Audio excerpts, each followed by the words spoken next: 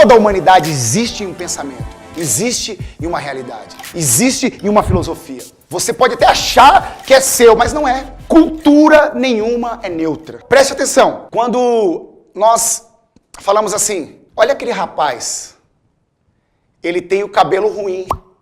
Mas pera lá, da onde isso? Qual é a base para eu falar que um cabelo é bom e que um cabelo é ruim?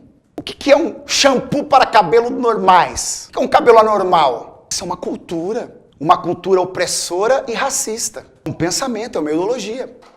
E se eu falar para vocês que pela antropologia, segundo a história, se você estudar a história da humanidade, o primeiro ser humano nasceu na África. E ele nasceu na África, e na África o sol era muito forte, muito escaldante. E para sobrevivência, a sua natureza humana criou um cabelo um pouco para cima, meio enrolado. Por quê? Porque ele protegia o sol e ele ventilava como se fosse um ar-condicionado natural. Então entrava o vento ali, mantinha fresco o cérebro dele e protegia do sol.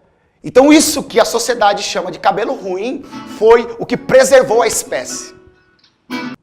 Foi o que hoje existimos por causa dos cabelos ruins. E aí?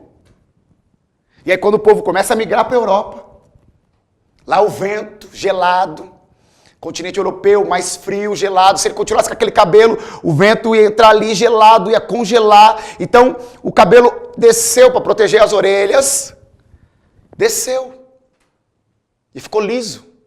Estão vendo que existe pensamentos? Quando a gente fala assim, ó, não judia daquela pessoa, isso é um pensamento racista, antissemita. Porque os judeus, uma época, foram muito perseguidos. Então, se você fosse chamado de judeu, era uma ofensa. Então, fala assim, ó, não judia, ou seja, não seja ele um judeu. Você está judiando, você está sendo um judeuzinho. Estão entendendo os pensamentos que permeiam a nossa sociedade? Existe um pensamento que conduz a sociedade. E nesse espaço, eu quero fazer você pensar aonde você está. E se realmente é ali que você queria estar. Porque todo mundo tem direito de ter vida. E vida e abundância. Isso é direito nosso. Isso é um direito de toda a humanidade. Viver. Algumas vezes somos privados das nossas vidas. Privados das nossas vidas por vários motivos. Dentre eles, pela religião, pelas drogas, pelo desejo do prazer, pelo trabalho.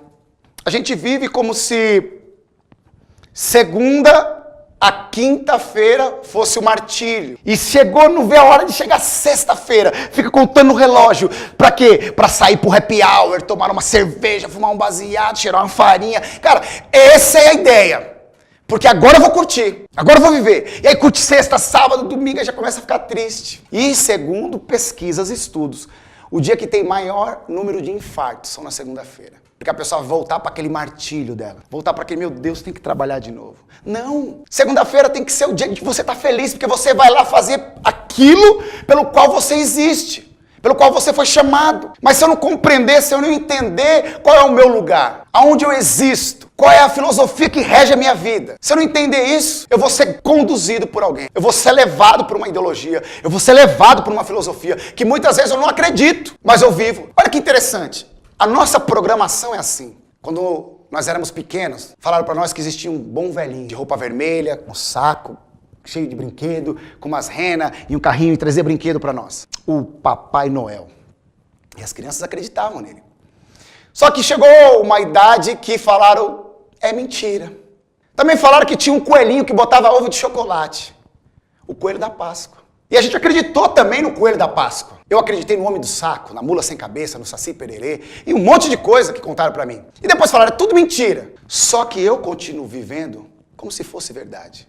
A gente continua falando do Papai Noel ainda para os nossos filhos, para os nossos sobrinhos, para os nossos amigos pequenininhos. A gente continua falando do coelho da Páscoa. A gente continua comprando ovo de Páscoa. A gente continua pregando essa mentira como se fosse uma verdade. Só que a gente não entende que inconscientemente a gente faz isso na nossa vida. A gente está vivendo uma vida desgraçada, uma vida que não dá gosto de viver, uma vida que a gente toma remédio para dormir, toma remédio para acordar, uma vida que a gente não vê a hora de chegar à sexta para chapar, para passar direto, vivemos parece que adormecido, só que a gente fica vivendo como se estivesse numa boa, como se estivesse tudo legal. A gente continua acreditando em Papai Noel, mesmo sabendo que ele não existe.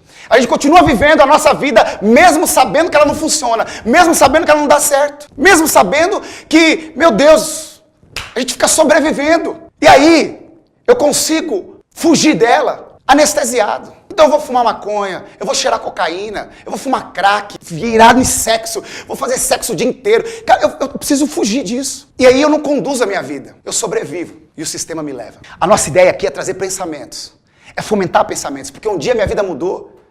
Quando alguém perguntou para mim, e aí, Alessandro, o que você está fazendo da vida? Quem é você? E essa pergunta entrou, eu falei, quem sou eu? Quem sou eu? Eu parei e pensei tudo que eu estava fazendo. Eu não estava fazendo nada por mim mesmo, eu estava sendo levado pelo sistema. Estava sendo conduzido como um bando de gado, caminhando. Tudo isso acontecendo, eu aqui na praça, servindo milho aos pombos. Ô, vida de gado. Povo marcado, povo feliz. Eu estava vivendo assim. E comecei então a falar, não, comecei a questionar, comecei a pensar. Falei, não pode, tem que ter algo melhor. Precisa existir algo diferente. Tem que existir algo mais nobre. Porque a vida é muito curta para ser pequena. A vida passa assim, ó, rápido. Eu me lembro, no meu primeiro ano de escola, no prezinho, eu cheguei lá, tinha uma carteira com 4 lugares. E eu vi um amigo meu que morava perto, e eu subi na cadeira e da carteira e deu um assovio. E a professora puxou minha orelha e fez eu sentar. No primeiro dia de aula, tomei um puxão de orelha. Cara, isso faz muito tempo. E eu me lembro como se fosse ontem. Porque o tempo não para. O tempo não para. Você vivendo a sua vida ou não, ela vai passar. Você entendendo porque você existe ou não, ela vai passar. A ideia é a gente descobrir o quanto antes. Então, nós vamos questionar algumas coisas que de repente vai confrontar e conflitar com o que a gente acredita, com o que a gente vive. E eu não estou aqui para acusar ninguém, preste atenção. Eu me enquadro em tudo isso que eu estou falando. E estou junto com vocês, tentando descobrir qual é o propósito. Eu não me eximo disso.